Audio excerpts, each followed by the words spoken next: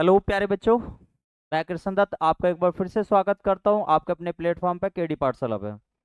तो प्यारे साथियों, जैसे कि आप सभी को पता होगा, हमारी आज एक नई शुरुआत होने वाली है। नई शुरुआत में हम 12th क्लास की यूपी बोर्ड की फिजिक्स को पढ़ने वाले हैं। और यूपी बोर्ड की फिजिक्स में हम अ, हिंदी मीडियम में भी पढ़ेंगे और इंग्लिश मीडियम में भी पढ़ेंगे। आपको इस चैनल के माध्यम से प्रॉपर वे में बोर्ड की बेहतरीन सी तैयारी कराई जाएगी। और बेहतरीन सी तैयारी में आपके जितने भी वेरी शॉर्ट क्वेश्चन और यहाँ तक कि आपके ऑब्जेक्टिव टाइप के क्वेश्चंस भी आपको एकदम बेहतरीन तरीके से कराए जाएंगे। जैसे कि आमतौर पे देखा जाता है कि फिजिक्स में न्यूमेरिकल कंटेंट में बच्चों को काफ़ी समस्या होती है, लेकिन हमारा एकमात्र यही उद्देश्य है कि किसी भी प्रकार से फिजिक्स में आपको कोई समस्या ना हो और आपको धीरे धीरे बहुत सारे कंसेप्ट हमारे चैनल के माध्यम से क्लियर होते रहेंगे। तो हमारे चैनल के माध्यम से बने रहिए, ठीक है। और जो कोई भी प्यारा स्टूडेंट, प्यारा साथी हमारा चैनल पे नया आया है, चैनल को सब्सक्राइब जरूर कर लें। तो आज जो हम पढ़ने वाले हैं, जैसा आप सभी को दिखाई दे रहा होगा, आज से हमारी ट्यूशन क्लासेस स्टार्ट हुई है यूपी बोर्ड के लिए। 12th क्लास में मीडियम है हिंदी और इंग्लिश का, ठीक है। और मैं कृष्ण दत्त, मैं आपको बता दूं, ठीक है, फिजिक्स में आपको एकदम बेहतरीन तरीके से तैयारी कराने वाला हूं। जब आप हमारी क्लासेस को कंटिन्यू देखेंगे तो आपको एक अंतर दिखाई देगा, इस अंतर को ही आपको पहचानना है, ठीक है। तो सबसे पहले इस सेशन को स्टार्ट करने से पहले मैं आपको ये बता देना चाहता हूँ कि हमारा तैयारी करने का नज़रिया कैसा होना चाहिए और हमें कैसा पढ़ना चाहिए। देखो, कुछ बच्चे जो होते हैं आम तौर पे एक नंबर मार्किंग सिस्टम के लिए पढ़ते हैं, लेकिन मैं आपको ये बता दूं, आपको अगर नॉलेज के तरीके से आप मार्किंग की तरफ जाओगे तो आपको बहुत ज़्यादा फायदा होने वाला है, ठीक है। तो श्री गणेश का नाम लेने के साथ में हम अपना पहला चैप्टर फर्स्ट स्टार्ट करेंगे। और चैप्टर फर्स्ट स्टार्ट करने से पहले चलो मैं चैप्टर नंबर फर्स्ट लिख देता हूँ। चैप्टर नंबर फर्स्ट है हमारा फिजिक्स में। और मैं आपको अपनी स्ट्रेटजी बता देना चाहता हूँ कि कौन कौन सी चीज़ों पर हम काम करने वाले हैं। ये जो बैच रहने वाला है, कौन कौन बच्चों के लिए ये बहुत ज़्यादा हेल्पफुल रहने वाला है। तो 12th क्लास में जो फिजिक्स ले रखा है जिन बच्चों ने, वो यूपी बोर्ड के स्टूडेंट के लिए काफ़ी फायदेमंद बैच रहने वाला है ये। और भी विशेष तो यूपी बोर्ड ही है, बाकी आप बिहार बोर्ड से या राजस्थान बोर्ड से जहाँ भी हिंदी का या इंग्लिश का प्रयोग होता होगा, विशेष तौर पर आपको बहुत ज़्यादा हेल्प होने वाली है, ठीक है। तो चैप्टर नंबर फर्स्ट, जैसा कि देखो, पहले हम अपने कंटेंट में कैसा कैसा पढ़ने वाले हैं उस चीज़ को मैं बता दूं मैं आपको। देखो, हमारा जो आपको कंटेंट मिलने वाला है वो आपको बाद में इसकी पीडीएफ भी मिल जाया करेगी। आपको नोट्स साथ साथ में बनाते भी रहोगे तो बहुत अच्छी बात है, लेकिन आपको पीडीएफ भी साथ साथ में मिलती रहेगी। आपको ऑब्जेक्टिव टाइप के क्वेश्चंस भी अच्छे से देखने को मिलेंगे, न्यूमेरिकल पोर्शन अच्छे से देखने को मिलेगा। और आपको थियोरेटिकल पार्ट और डेरिवेशनल पार्ट, जो थियोरेटिकल पार्ट होता है प्लस डेरिवेशनल पार्ट होता है, इसमें भी आपकी अच्छी पकड़ हमारे चैनल के माध्यम से होने वाली है, ठीक है। तो चैप्टर नंबर फर्स्ट में, जैसे चैप्टर नंबर फर्स्ट किसी किसी किताबों में कुछ अलग होता होगा, लेकिन मैं कुमार मित्तल की बुक को स्पेशल तौर पर लेकर चलूंगा, क्योंकि यूपी बोर्ड में अधिकतर देखा गया है कि कुमार मित्तल की बुक से काफ़ी ज़्यादातर चीज़ें होने वाली है। उसी के न्यूमेरिकल को हम अच्छे तरीके से करते हुए चलेंगे, साथ में एनसीईआरटी को भी इंक्लूड करते हुए चलेंगे। और साथ साथ में आपके पास में कोई सा भी बुक हुई हो, आप फिजिक्स की तैयारी के लिए हो, आपको ये सारा चैनल आपको काफ़ी ज़्यादा मदद करने वाला है। तो चैप्टर नंबर फर्स्ट अगर कुमार मित्तल के अनुसार हम देखने लगे तो Coulomb's law and electric field होता है। क्या होता है? Coulomb's law and electric field. Coulomb's law and electric field. Electric field, ठीक है। इसे बोलते हैं हिंदी में कूलॉम का नियम। कूलॉम का नियम, नियम। तथा इलेक्ट्रिक फील्ड को बोलते हैं वैद्युत क्षेत्र। वैद्युत क्षेत्र, ठीक है। चलो, सबसे पहले हम यही इसी बात पे अच्छे तरीके से बढ़ने वाले हैं, ठीक है, बढ़िया तरीके से, गजब तरीके से इसी चीज को लेकर चलने वाले हैं।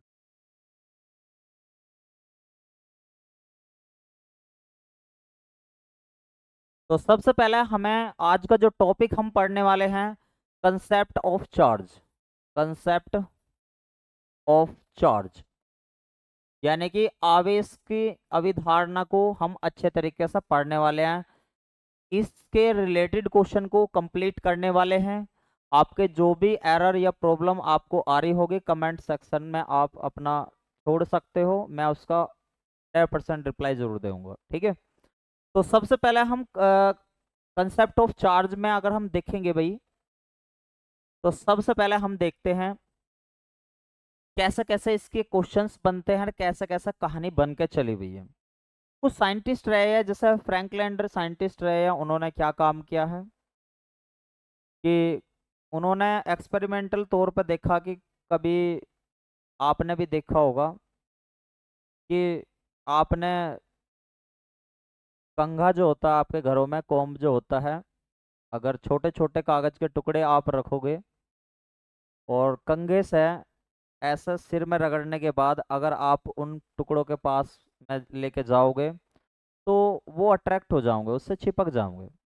तो वहाँ पे ये कंसेप्ट कहाँ से, ये क्या चीज़ है जो ऐसा हो रहा है ये, वहाँ तो ऐसा कोई कंघे में चुंबक नहीं लगी हुई है, तो वो ऐसा इस वजह से हो रहा है चार्ज के कारण, आवेश के कारण, ठीक है। तो इस कंसेप्ट को ही आगे बढ़ाते हुए हम ज़्यादा अलग बात नहीं करेंगे, विशेष पॉइंट क्वेश्चन पर जाने वाले हैं। इस संसार में कोई भी आप चीज देखोगे, कोई भी चीज देखोगे, वो सबसे शुरुआत में कैसी होती है, न्यूट्रल होती है। कैसी होती है, न्यूट्रल होती है, उदासीन होती है। इसका मतलब है, उदासीन होने का मतलब है जितने उसमें पॉजिटिव चार्ज रहे होंगे उतने उसमें नेगेटिव चार्ज होते हैं। क्लियर ये वाली बात, यानी कि जितने पॉजिटिव चार्ज रहे होंगे उतने उसमें नेगेटिव चार्ज रहेंगे। इसका मतलब है कि यदि इसमें प्लस के 3 हैं तो इसमें माइनस के 3 हैं, आपस में एक दूसरे को खत्म कर दिया होगा, तो ये चीज कैसी रही होगी, हमारी न्यूट्रल रही होगी, उदासीन रही होगी। चलो जी, ये वाली बात भी हमारी समझ में आ गई। अब यदि ऐसा होता है, अब मैं आपको एक कंसेप्ट बताता हूं। यदि ऐसा होता है, स्पेशल केस फर्स्ट, हमारा स्पेशल केस फर्स्ट, इस न्यूट्रल वाली चीज को हमें क्या करना है, या तो पॉजिटिव करना है या फिर नेगेटिव करना है। वैसे चार्ज आमतौर पर देखा जाए तो मैं यहाँ पे लिख देता हूँ, चार्ज हमारे जो है, और चार्ज होता क्या है, ये एक इंट्रिंसिक प्रॉपर्टी है जिसके कारण कोई भी चीज़ या तो अट्रैक्ट होती है या रेपल होती है, ठीक है। या तो कोई आकर्षित होगी या प्रतिकर्षित होगी, ये मतलब एक मतलब वस्तु में गुण होता है ऐसा। यानी कि चार्ज हमारे दो तरीके के रहने वाले हैं प्यारे बच्चों, एक पॉजिटिव जिसे आप धनावेशित बोलते हो, एक होता है नेगेटिव, एक नेगेटिव। अब किसी भी चीज को यदि आपको पॉजिटिव या नेगेटिव करना है तो कैसे करोगे। देखो भाई, अगर मैं अच्छा एक विशेष बात और आपको बता दूं, हमेशा आप नेगेटिव वाली चीज को ही हटा सकते हो या ऐड कर सकते हो, पॉजिटिव वाले को आप छेड़छाड़ नहीं करोगे। उसका क्या रीजन है छेड़छाड़ नहीं करोगे, अभी मैं आपको एक एटॉमिक थ्योरी के आधार पर चीजों को बताने वाला हूं, ठीक है। एक एक बात को बहुत प्यारे तरीके से ध्यान से समझते रहिए कि इसमें अगर मैं ये कह लगूँ, जो ये नेगेटिव होता है ये एक तरीके से इलेक्ट्रॉन है, और ये जो है हमारे पॉजिटिव जो है होता है, ये न्यूक्लियस में क्या है, प्रोटॉन है। तो कभी भी आप न्यूक्लियस वाली चीज को टच नहीं कर सकते। किसी भी चीज को यदि पॉजिटिव या नेगेटिव आपको करना है तो आप क्या काम करोगे, वहां से या तो इलेक्ट्रॉन को हटाओगे या उसमें इलेक्ट्रॉन डालोगे। कैसे, फॉर एग्जाम्पल आपको बता देता हूँ, एक अगले पेज पे चलता हूँ फिर यहीं पे वापस आ जाऊंगा, ठीक है। यहीं पे वापस आ जाऊंगा, मैं इनकी पीडीएफ सारी चीजें आपको बताता भी रहूंगा। अभी एक चीज को समझते हैं ध्यान से, पहले एक चीज को ध्यान से समझ। देखो भाई प्यारे बच्चों, अगर मैं आपसे कहने लगूं, मान लो सपोज करो हमारे पास 11 N है, ठीक है। इसमें से अगर इसका इलेक्ट्रॉनिक कंफिगरेशन यानी कि आपने अच्छे तरीके से केमिस्ट्री पढ़ी होगी तो 281 होगा इसका, ठीक है जी, बिल्कुल क्लियर हो गया। अब यहाँ से मैं अगर इसमें से एक इलेक्ट्रॉन निकाल दूं तो आप कहोगे Na1 पॉजिटिव हो गया, यानी कि 28 हो गया। यानी कि ये एक इलेक्ट्रॉन गया कहाँ पर है, ये एक इलेक्ट्रॉन बाहर निकल गया। एक इलेक्ट्रॉन बाहर जाने पे यहाँ पे चार्ज कैसा आ गया, पॉजिटिव। वहीं दूसरी तरफ अगर मैं देखने लगूं, दूसरी तरफ अगर मैं देखने लगूं 17Cl को, तो इसका इलेक्ट्रॉन कॉन्फ़िगरेशन 287 होगा। कितना होगा, 287 होगा। और यहाँ से एक इलेक्ट्रॉन उसमें डाल देंगे तो Cl1 नेगेटिव होगा, यानी कि इसका अगर इलेक्ट्रॉन कॉन्फ़िगरेशन करेंगे, इलेक्ट्रॉन विन्यास करेंगे, तो आप देख रहे हो साथ में यहाँ पे एक बढ़ गया है। जब एक इलेक्ट्रॉन बढ़ गया तो वहाँ पे नेगेटिव चार्ज हमारा आ गया, यानी कि मुख्य तौर पर आपने देखा यहाँ से कि नेगेटिव को बाहर निकाल देने पे पॉजिटिव चार्ज आ गया, और नेगेटिव को इलेक्ट्रॉन को डाल देने पे उसमें वहाँ पे उसका कैसा, नेगेटिव चार्ज। यानी कि पॉजिटिव, यहाँ इस चीज को बोला जाएगा पॉजिटिव चार्ज, यहाँ पे इस चीज को बोला जाएगा नेगेटिव चार्ज। यानी कि ये चीज अब नेगेटिवली होगी और ये वाली चीज कैसे होगी, पॉजिटिवली। अच्छा प्यारे बच्चों, एक बात और ध्यान रखना है यहाँ से, कौन सी बात, कि मैंने यहाँ से एक ही चीज करी है, या तो इलेक्ट्रॉन को डाला है या इलेक्ट्रॉन को निकाला है। क्या मैंने यहाँ पे कभी ये देखा है कि प्लस वाले से छेड़छाड़ करियो, भाई न्यूक्लियस से आप कभी भी छेड़छाड़ नहीं कर सकते। ये नाभिक है, और नाभिक में न्यूट्रॉन और प्रोटॉन रहते हैं। और मान लो ये सेल, मतलब इनकी कक्षाएं होती हैं। मान लो आप जब भी कभी निकालोगे इलेक्ट्रॉन को ही बाहर निकाल लोगे, इसे आप टच कर सकते हो। ये तो अपने आप में एक तरीके से अंडरवर्ल्ड डोन है। आप इसे कभी भी ना, न्यूक्लियस को कभी भी टच बिल्कुल नहीं करोगे, तो इसका मतलब है इस पे तो ये तो न्यूट्रॉन है, इस पे तो कोई चार्ज होता नहीं है। अब ये जो पी है, प्रोटॉन है, इस पे प्लस चार्ज होता है, तो अधिकतर इस पे प्लस माना जाता है। इलेक्ट्रॉन पे कैसा होता है, नेगेटिव चार्ज। तो आप इलेक्ट्रॉन को बाहर निकाल लोगे तो तभी तभी मतलब ये चीज नेगेटिव या पॉजिटिव होगी। ठीक है। और आपने मतलब प्लस को थोड़ी ना छेड़ा है यहाँ पे, तो आपने यहाँ पे भी देखा। तो एक चीज नोट कर लेंगे यहाँ पर, मोस्ट इम्पोर्टेंट, काफी महत्वपूर्ण चीज है ये। काफी महत्वपूर्ण चीज क्या है नोट पॉइंट में, जहाँ पे इलेक्ट्रॉन आपने देखा है इलेक्ट्रॉन की कमी होगी, जहाँ पे इलेक्ट्रॉन की कमी होगी यानी कि इलेक्ट्रॉन की डिफिशियंसी हुई है, तो वहां पे वो चीज कैसी हो जाओगी, पॉजिटिवली चार्ज। कौन सी होगी, पॉजिटिवली चार्ज, यानी कि धनावेशित होगी। यानी कि इलेक्ट्रॉन की कमी होने पर, इलेक्ट्रॉन की कमी होने पर, कमी होने पर वो वस्तु कैसी हो जाएगी, धनावेशित हो जाएगी। ये बात काफी महत्वपूर्ण है और यहाँ से ही क्वेश्चन बनता है। क्लियर होगी ये वाली बात, अगर आपको यहाँ तक की कहानी क्लियर होगी। अब यहाँ पे आप देखोगे इलेक्ट्रॉन की बढ़ोतरी होगी, यानी कि नोट पॉइंट में यहाँ से एक बात और समझ में आ गई होगी आपको, नोट पॉइंट में, कि इलेक्ट्रॉन की यदि बढ़ोतरी हो रही है, यानी कि इफिशिएंट हो रहे हैं, इलेक्ट्रॉन बहुत ज्यादा हो रहे हैं, तो वो चीज कैसे हो जाएगी, नेगेटिव चार्ज, यानी कि ऋणावेशित होने वाली है, नेगेटिवली चार्ज। यानी कि कैसी होने वाली है वो, ऋणावेशित, इलेक्ट्रॉन की कमी पे। ठीक है, यहाँ पे आप लिख सकते हो इलेक्ट्रॉन की कमी पे, इलेक्ट्रॉन की कमी होने पे वो चीज कैसी होगी, ऋणावेशित। ठीक है जी। और आपको वो वाला जो हमारा पुराना कंसेप्ट था उस पर अब लेके चलता हूँ, ये एटॉमिक थ्योरी के अकॉर्डिंग मैंने आपको चीजें समझा दी, और यही आपके पॉइंट आपके एग्जाम में ऑब्जेक्टिव टाइप में क्वेश्चन बनते हैं। अच्छा मैं आपको यहाँ पर क्या करवाने वाला हूँ, ऑब्जेक्टिव क्वेश्चन की सीरीज भी साथ साथ में लेके आने वाला हूँ, तो जिससे कि आपको बहुत ज़्यादा मदद रहने वाली है। किसी भी चैनल पर आपने देखा होगा सारी चीज़ें रहेंगी, लेकिन ऑब्जेक्टिव क्वेश्चनों का बहुत बड़ा रोल होता है हमारे एग्जाम में। तो ज़्यादातर देख रहे होंगे, और आगे की एग्जाम में यदि आपको कोई सा भी एग्जाम देना है तो ऑब्जेक्टिव क्वेश्चन तो आपको करने ही पड़ेंगे। और ऑब्जेक्टिव क्वेश्चन तभी होते हैं जब आपका कंसेप्ट पूर्ण रूप से क्लियर होते हैं। ठीक है, चलो जी वापस आ जाओ अपने उसी सेक्शन पे जहाँ पे हमारी बातचीत हो रही थी, कि जो हमारे पास चार्ज होते हैं पॉजिटिव और नेगेटिव, यानी कि कोई चीज़ न्यूट्रल है, मान लो ऐसा समझ लो केस फर्स्ट में, कि अगर ये मान लो ये प्लस है, ये माइनस है, अभी तो न्यूट्रल है, और बाहर से आकर एक इलेक्ट्रॉन और डाल दिया, तो अब यहाँ पे प्लस के 3 और ये माइनस के 4 हो गए, यानी कि इलेक्ट्रॉन डालने पे ये चीज कैसी होगी, नेगेटिव, यानी कि ज्यादा हो गया भाई। एक बात बताओ भाई, 4 आदमी माइनस के हैं और 3 आदमी प्लस के हैं, तो कौन जीतेगा, 4 वाला ही तो जीतेगा।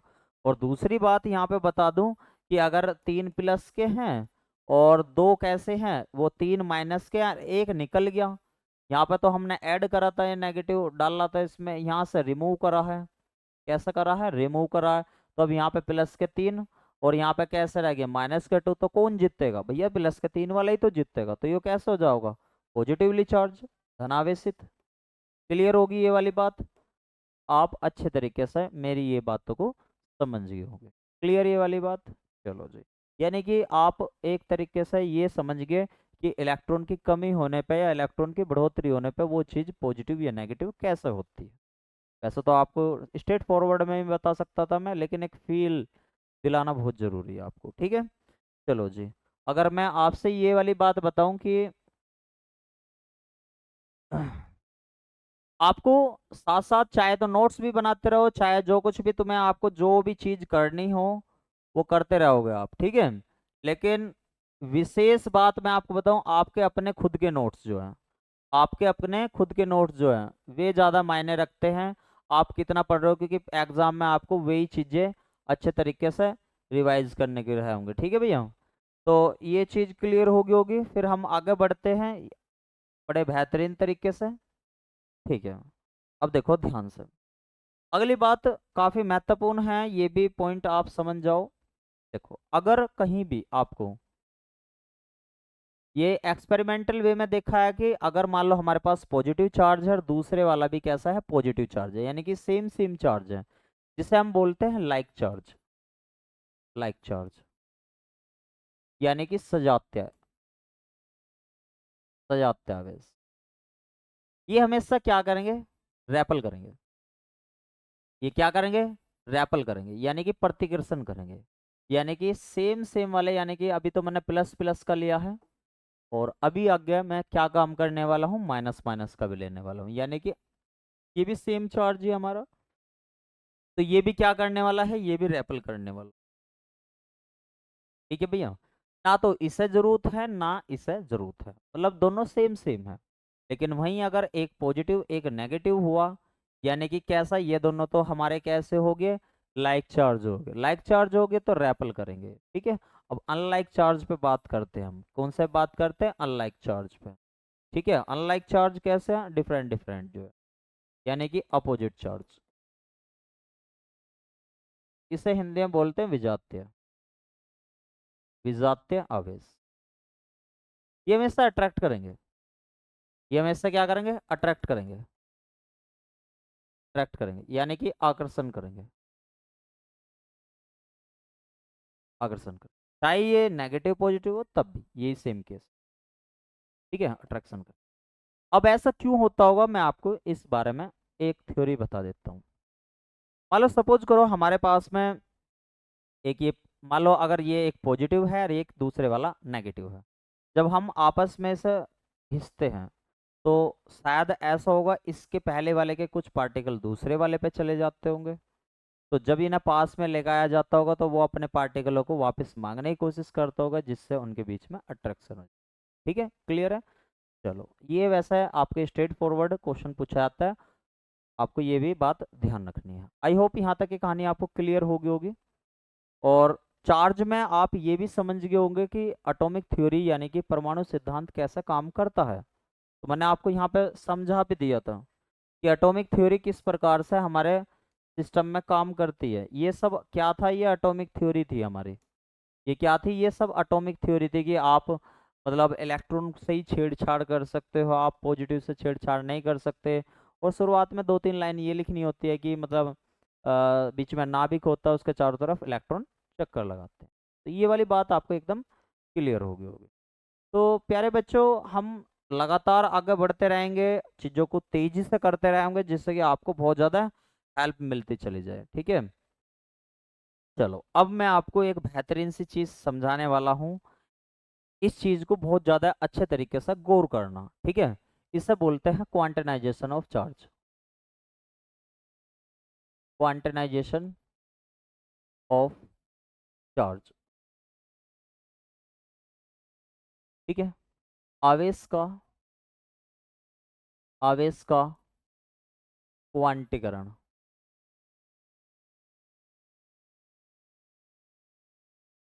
आवेश का क्वांटीकरण, या परमाणुकता भी बोल देते हैं इसे, एटोमिसिटी।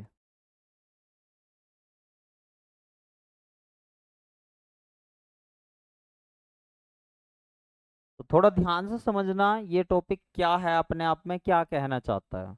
अच्छा एक बात बताओ, एक कहानी सुनाता हूँ मैं आपको। एक बच्चा था, मतलब एक राजा था, एक बच्चा था, दो माँ थी। दो माँ कैसे? एक बच्चे पे दो माँ अधिकार दिखा रही थी, ये मेरा बच्चा है। दूसरी वाली बोल रही थी ये मेरा बच्चा है। राजा के पास में ये वे गए कि राजा साहब जल्दी से ये बताइए, ये मेरा बच्चा है, ये औरत कह रही है ये मेरा बच्चा है, तो आप निर्णय जल्दी से करके बताइए कि किसका बच्चा है। राजा भी बहुत ज्यादा दुविधा में फंस गया। उसने समय मांगा कि मुझे आज रात सोचने का समय दीजिए। उसने काफी सोचने के बाद जब अगले दिन दरबार में आया, तो उसने उन्हें दो माओ को और एक बच्चे को दरबार में बुलाया और कहा कि अभी एक क्षण में निर्णय हो जाएगा ये बच्चा किसका है।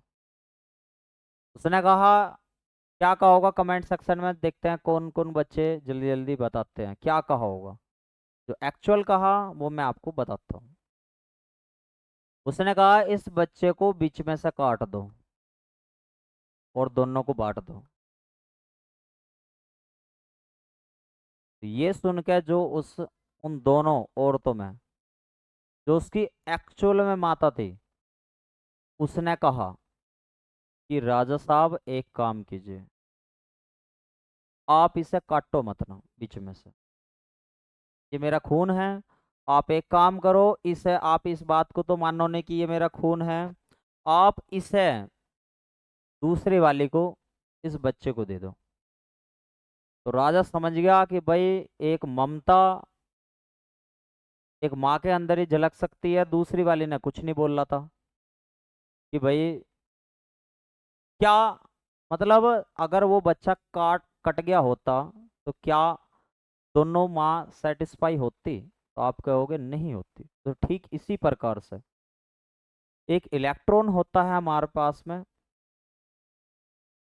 इलेक्ट्रॉन कह दो या छोटा ई कह दो, मैं ई को अभी फिलहाल ई है वहां पर, ये कि किसी भी चार्ज की सबसे छोटी यूनिट हमारी ई होती है।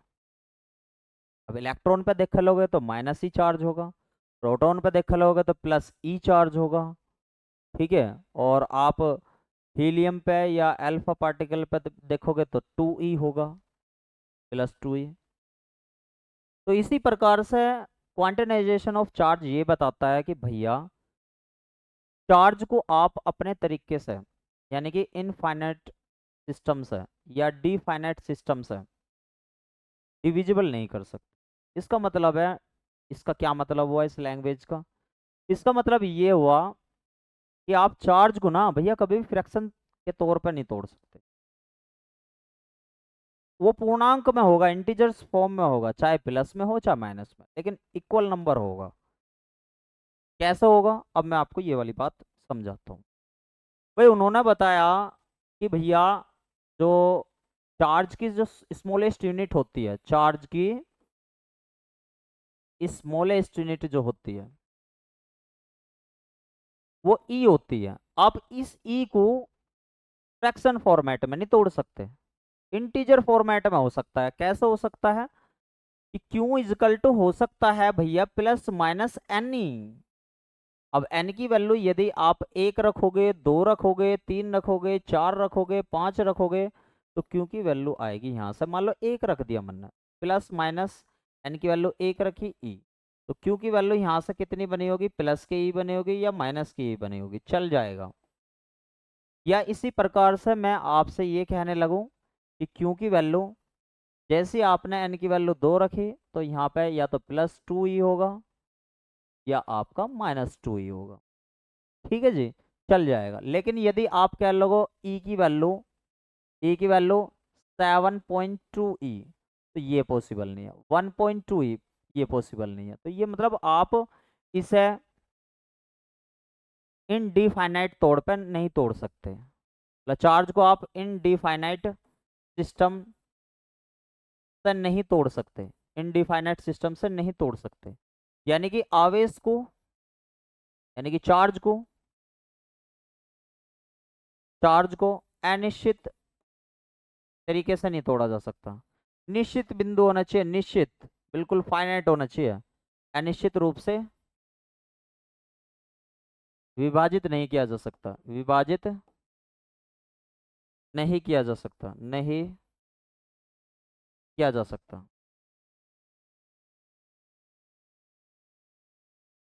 यानी कि इनडिफाइनाइट सिस्टम से आप इसे क्या कर सकते हो, डिवाइड नहीं कर सकते हो, इनडिफाइनाइट सिस्टम से डिवाइड नहीं कर सकते हो। क्लियर ये वाली बात? बिल्कुल फॉर्मेट यानी कि बढ़िया तरीके से होना चाहिए। यहाँ पे कुछ नोट पॉइंट, यानी कि इसी पूरे सिस्टम को बोलते हैं क्वांटाइजेशन ऑफ चार्ज, यानी कि एटोमिसिटी, यानी कि आवेश की परमाणुकता या आवेश का क्वांटीकरण। क्वांटीकरण जहां कहीं भी ये वर्ड दिखा है, क्वांटाइजेशन जहां कहीं भी ये वर्ड दिखा है, तो इसका मतलब विभाजीकरण, तोड़ना। भाई किसी भी इंसान को आप ऐसा नहीं कह सकते ये 1.5 है, 2 है, आधा है, या तो आप कहोगे 1 है, 2 है, 3 है, 4 है, 5 है। तो आपने यहाँ पे क्या काम किया है, मतलब आपने फ्रैक्शन फॉर्मेट में इसे नहीं देखा है, कि भिन्न रूप में नहीं देखा है, तो ऐसे चार्ज को भी नहीं देख पाओगे। ठीक है, तो कुछ नोट पॉइंट यहाँ पे विशेष तौर पे आपको याद रखने हैं। नोट पॉइंट कैसे कैसे विशेष पॉइंट, जैसे ये यहाँ से क्वेश्चन पूछा जाता है ऑब्जेक्टिव में, काफी महत्वपूर्ण चीज है कि चार्ज ऑफ इलेक्ट्रॉन कितनी बार आता है। और मैं आपसे ये कह रहा हूँ, पूरा दावा कह रहा हूँ कि अधिकतर 80% स्टूडेंट यहाँ पे क्वेश्चन को गलत करते हैं। गलत करने का केवल एक ही रीजन होता है, आधे अधूरे तरीके से पढ़ना।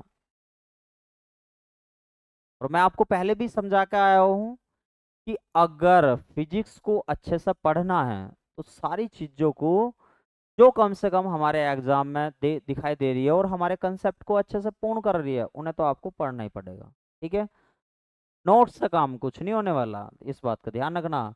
चार्ज ऑफ इलेक्ट्रॉन, देखो बच्चों, चार्ज ऑफ इलेक्ट्रॉन की बात होगी तो माइनस का ई याद रखना। अब याद रखते हैं कि ई होगा वो ई पे, लेकिन यहाँ ध्यान रखने वाली बात है माइनस ही मिलेगा, या फिर ऐसा मिलेगा, या फिर ऐसा मिलेगा। ई की वैल्यू होते हैं 1.6 मल्टीप्लाई 10⁻⁻ के 19। ठीक है जी। और दूसरी आपको बता दूं, चार्ज ऑफ प्रोटॉन, ये बहुत महत्वपूर्ण बातें बता रहा हूं मैं आपको।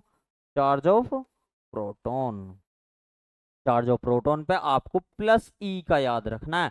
सभी ई ये नहीं ध्यान देते कि प्रोटॉन पे प्लस ई होगा या माइनस ई, और ऑप्शन में साइन के साथ पूछता है, इस बात का जरूर ध्यान रखना।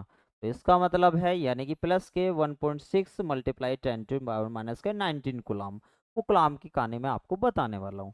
और चार्ज ऑफ यानी कि ये चार्ज का मतलब आवेश है। ठीक है, चार्ज ऑफ अल्फा पार्टिकल। अब अल्फा पार्टिकल क्या होता है, या हीलियम पार्टिकल कह सकते हैं, क्या होता है, यानी कि 2He4, और 2He4 में यहाँ से हम पहचान सकते हैं यहाँ पर 2 है, तो इसका मतलब है 2E, यानी कि प्लस के 2E। अब प्लस के 2E होगा तो आप यहाँ पे वैल्यू रखोगे ई की, और 2 की मल्टीप्लाई करोगे तो 3.2 मल्टीप्लाई 10⁻⁻⁹ कुलाम के आस। जल्दी से बताओ यहाँ तक की बातें आपको समझ में आई या नहीं आई? आई होप सभी को क्लियर हो गया होगा। अगर किसी को फिर भी डाउट है तो आप कमेंट सेक्शन में हमारे से पूछ सकते हो। पीडीएफ आपको बेहतरीन तरीके से मिलेगी, हिंदी में मिलेगी और इंग्लिश में मिलेगी। ठीक है, बेफिक्र रहिए। क्लियर ये वाली बात? जल्दी जल्दी से बताओ, क्लियर होगी होगी? ठीक है,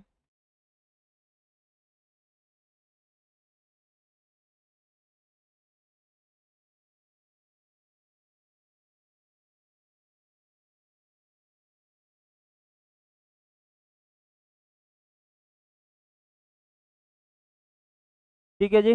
चलो आगे बढ़ते हैं। कुछ विशेष बात मैं आपको नोट पॉइंट के तौर पे बताने रह रहा हूँ। कुछ शुरुआत में हमारी क्लासेस थोड़ा कम टाइम के लिए मिलेगी आपको, मतलब कम टाइम का मतलब है 30 मिनट, 40 मिनट। लेकिन इसके बाद हम जैसे जैसे आगे बढ़ते रहेंगे, टाइम का ड्यूरेशन बढ़ाते रहेंगे, ये हमारा आपसे प्रॉमिस है। ठीक है जी। अब हम एकदम बेहतरीन तरीके से कुछ विशेष नोट पॉइंट बताता हूँ मैं आपको, कुछ बेहतरीन से नोट पॉइंट।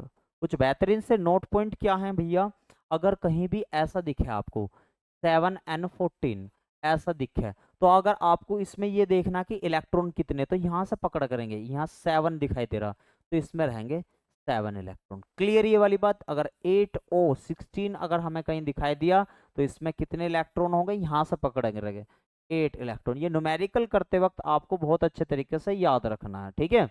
आपको बेहतरीन, इतना मेरा वादा है, न्यूमेरिकल आपको बहुत अच्छे लगने लग जाओगे हमारे चैनल के माध्यम से।